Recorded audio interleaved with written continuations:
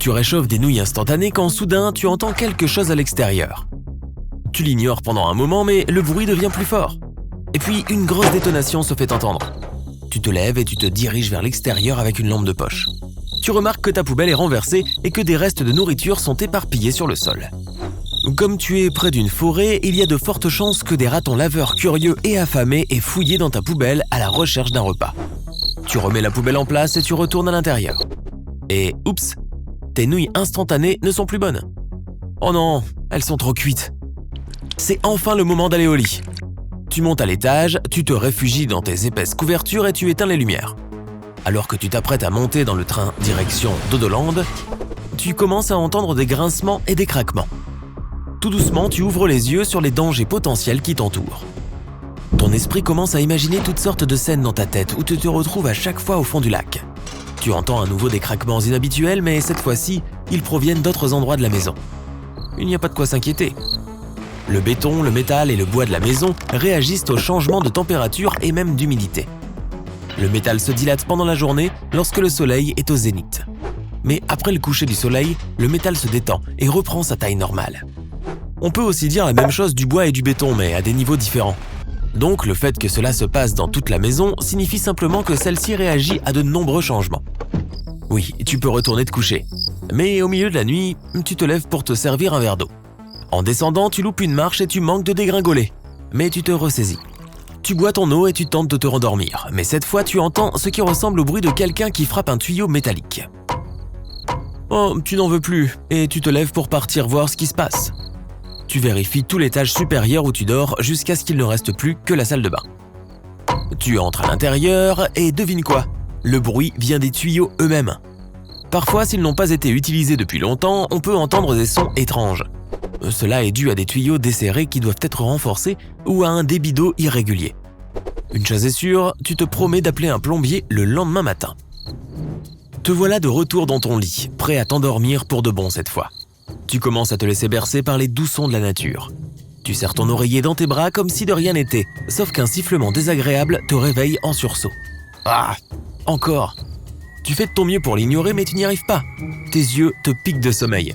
Tu balances tes couvertures et tu essaies de localiser ce son. Le sifflement se fait entendre de temps en temps et tu t'efforces de le trouver. Mais au bout d'un moment, il s'arrête. Tu essaies d'écouter attentivement et cette fois, rien. Mais tu ne veux pas prendre ce risque et aller te recoucher tout de suite. Tu attends jusqu'à ce que tu l'entendes à nouveau. Tout à coup, sorti de nulle part, tu l'entends et tu te précipites vers la source. On a ouvert une petite fenêtre près des escaliers. Tu es furieux contre toi-même et tu la refermes en claquant.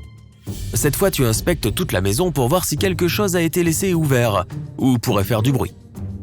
En remontant à l'étage, tu marches sur de nombreuses lattes de plancher en bois mal fixées qui grincent à chaque fois que tu passes dessus.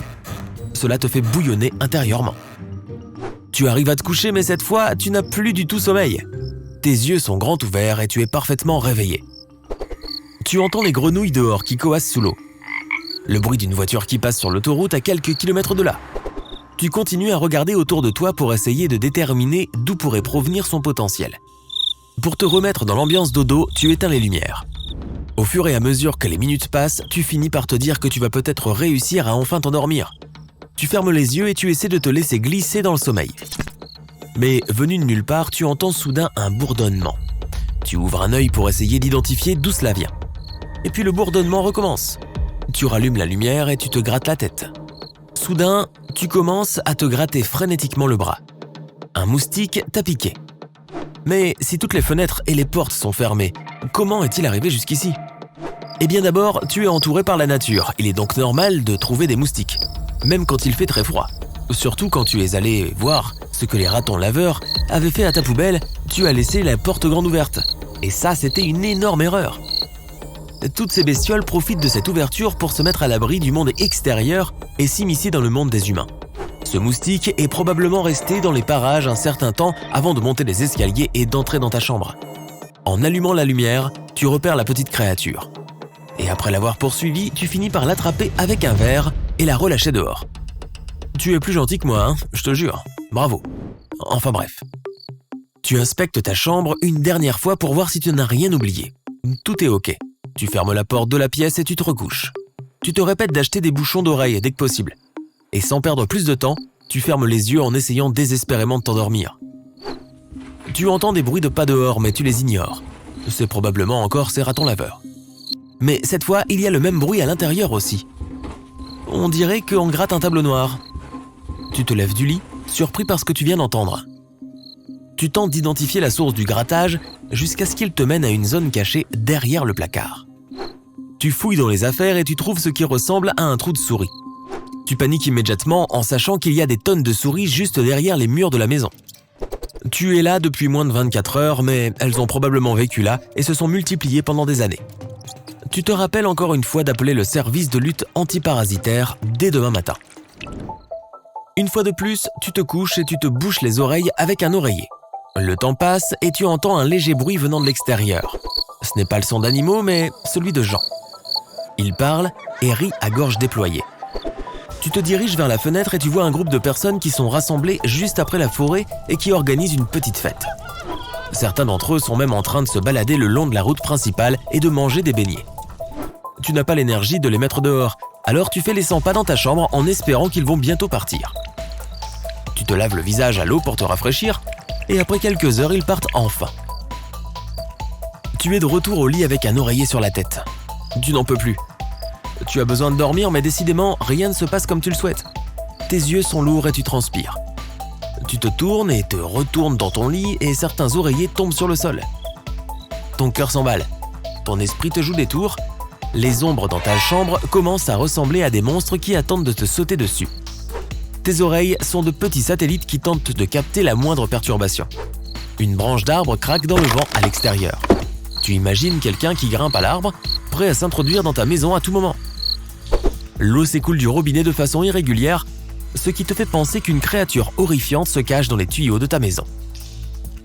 Tu ne peux t'empêcher de rester éveillé pour le moment, alors que toutes ces scènes effrayantes se déroulent dans ta tête. Et si quelqu'un faisait irruption dans ta chambre et te réclamait tout ton argent? Et si quelqu'un entrait par effraction et commençait à manger toute la nourriture de ton frigo? Tu allumes les lumières et tu descends pour vérifier que toutes les portes et fenêtres sont bien fermées. Ensuite, tu remontes à l'étage avec l'esprit tranquille. Au moins, tu peux essayer de te détendre, tout va bien. Tu refais ton lit et tu essaies une fois encore de fermer les yeux et de t'endormir. Tu commences à compter les moutons. Mais cela ne fait rien d'autre que de te distraire. Tu vois toutes ces notes mentales sauter par-dessus la barrière, te voilà de retour à la case départ. Tu regardes dehors et tu vois les premiers signes de l'aube. Tu peux distinguer les détails de la forêt et puis, au bout d'un moment, les rayons du soleil traversent le rideau et commencent à frapper tes yeux. Super! Tu te lèves et tu descends pour essayer de préparer un petit déjeuner, sachant que la journée va être longue.